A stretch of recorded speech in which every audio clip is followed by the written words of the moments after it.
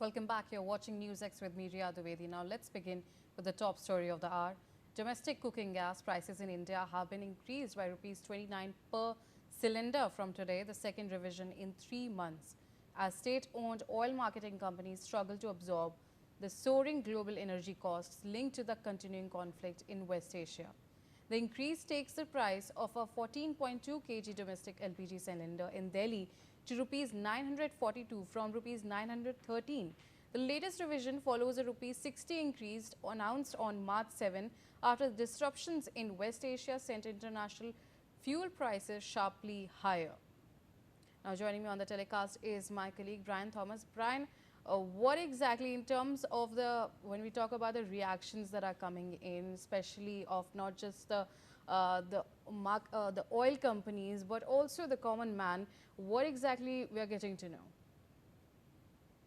Well, clearly, as of now, there is, yes, a sharp increase in the LPG itself, and people, clearly millions of households across the country will now have to shell out more for cooking gas after oil companies have increased the price of a 14.2 kg cylinder LPG by now 29 rupees.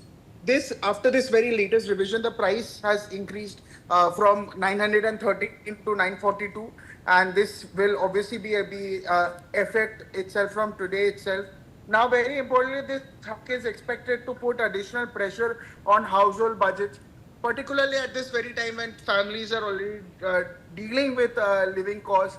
And since LPG does, even now, remains the primary cooking fuel for a large section of the population, the increase will directly impact monthly household expenses, especially for middle class and lower income families. Now, very importantly, consumers will now be closely watching and understanding whether the fuel changes or the further change in fuel prices are announced in coming months, and if there are any relief measures that are introduced to ease the burden on households. Yes.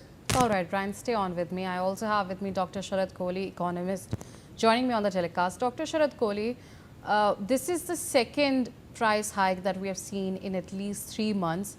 What exactly do you see in terms of, do you think that there is a respite in sight? Because now the common man has been feeling the pinch of this, and amid this ongoing West Asia conflict that does not seem to end at all. Good morning, Riya, to you and the viewers.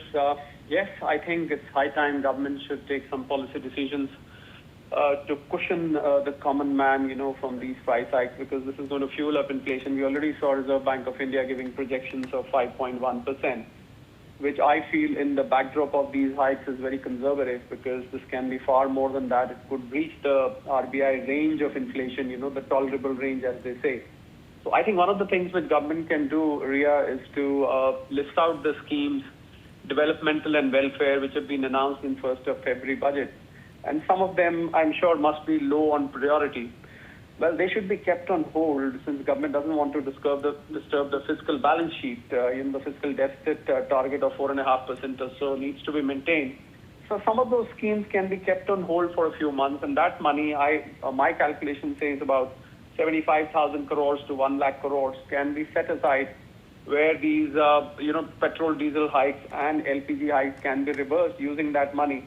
And then after 3-4 months, when situation eases, or whenever it eases, and you can go back to those schemes. So I think something of that sort has to be done now, because if these price hikes keep coming in installments, in smaller lots, I think eventually they're going to add up to a very sizable amount. And considering that most of the people in India are on low income, or they are in the lower middle class or middle class, this is going to severely, make their budgets go haywire. And this is also going to give a lot of ammunition to the opposition, where government will have to face the ire from the opposition. They're going to come down on street with cylinders on their heads and so on and so forth. I think all that can be avoided if a policy decision is taken to hold on to some of the schemes, welfare or developmental, for some time, because these are extraordinary times, and extraordinary times call for extraordinary action as well.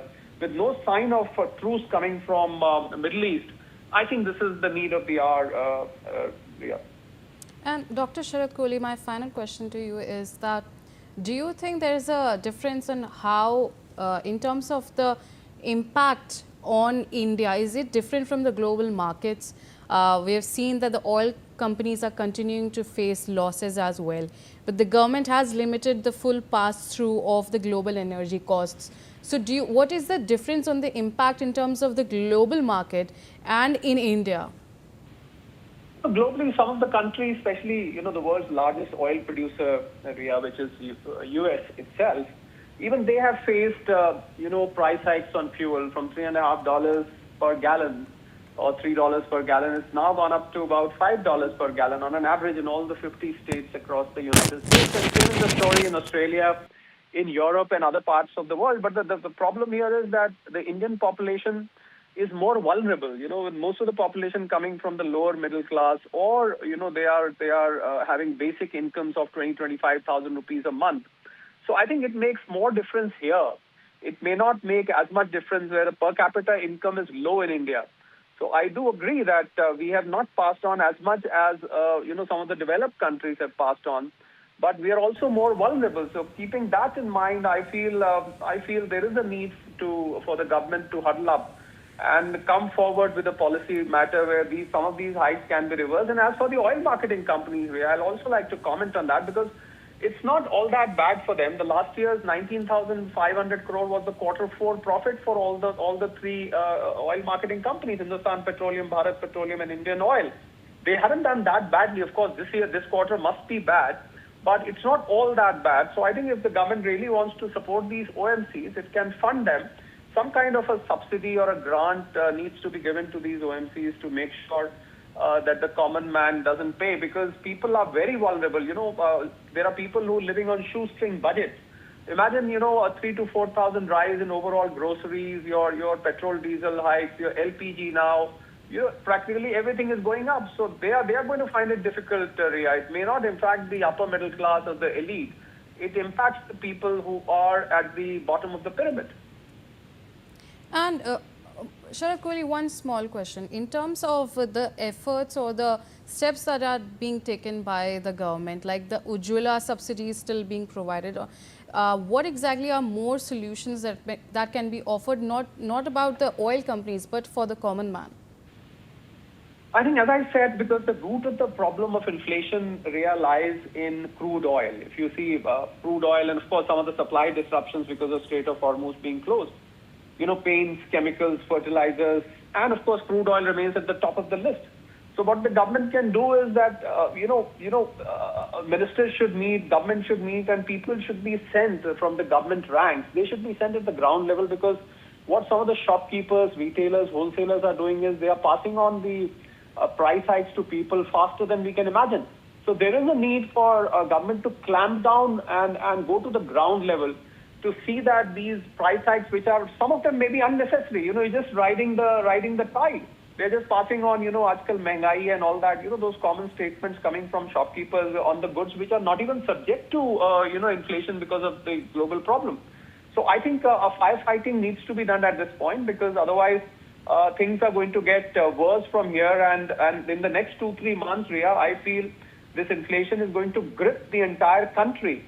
And that's when the pain will become unbearable, and government might find itself difficult, find itself in a tight spot, I would say, Ria.